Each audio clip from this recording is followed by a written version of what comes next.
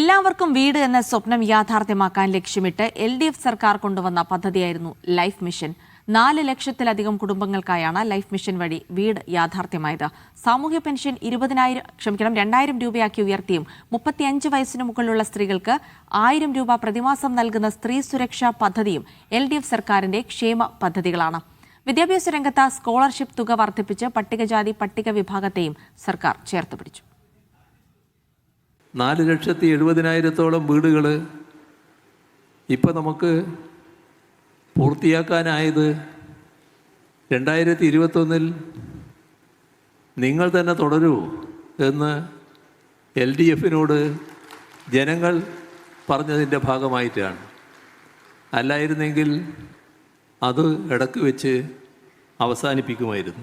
2016 ഒന്നാം പിണറായി സർക്കാരിൻ്റെ കാലത്താണ് എല്ലാവർക്കും വീടെന്ന ലക്ഷ്യവുമായി ലൈഫ് മിഷന് രൂപം നൽകിയത്. ഏറെ വിവാദങ്ങളുണ്ടായെങ്കിലും പദ്ധതിയുടെ ലക്ഷ്യത്തെ അത് ബാധിച്ചില്ല.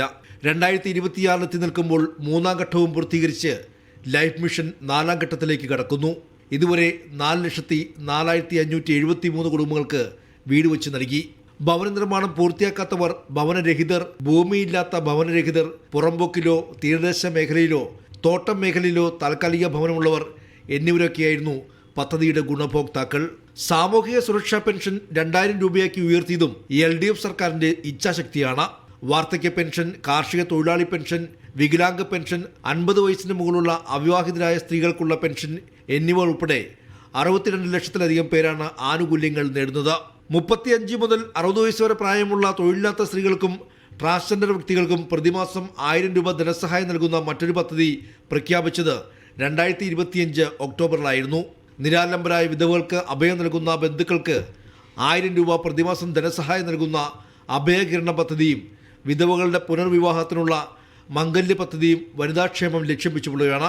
ലൈഫ് മിഷനിൽ മാത്രമല്ല, വിദ്യാഭ്യാസ രംഗത്ത് വിവിധ സ്കോളർഷിപ്പുകളിലും പട്ടികജാതി പട്ടികവർഗ കുടുംബങ്ങൾക്ക് പ്രത്യേക മുൻഗണന നൽകി വരുന്നു. മുതിർന്ന പൗരന്മാർക്ക് സൗജന്യ മരുന്നുകളും ആരോഗ്യ പരിശോധനകളും നൽകാൻ ലക്ഷ്യമിട്ടുള്ള വയോമിത്രം പദ്ധതിയും സർക്കാരിന്റെ കരുതലാണ്. ഗാർഹിക പീഡനത്തിനും ലൈംഗിക കുറ്റകൃത്യങ്ങൾക്കും ഇരയായവർക്ക് ആശ്വനിധി ഫണ്ടും സാമൂഹിക സുരക്ഷയിൽ LDF സർക്കാരിന്റെ കൈത്താങ്ങായി മാറുന്നു. മീഡിയ 1 കൊച്ചി.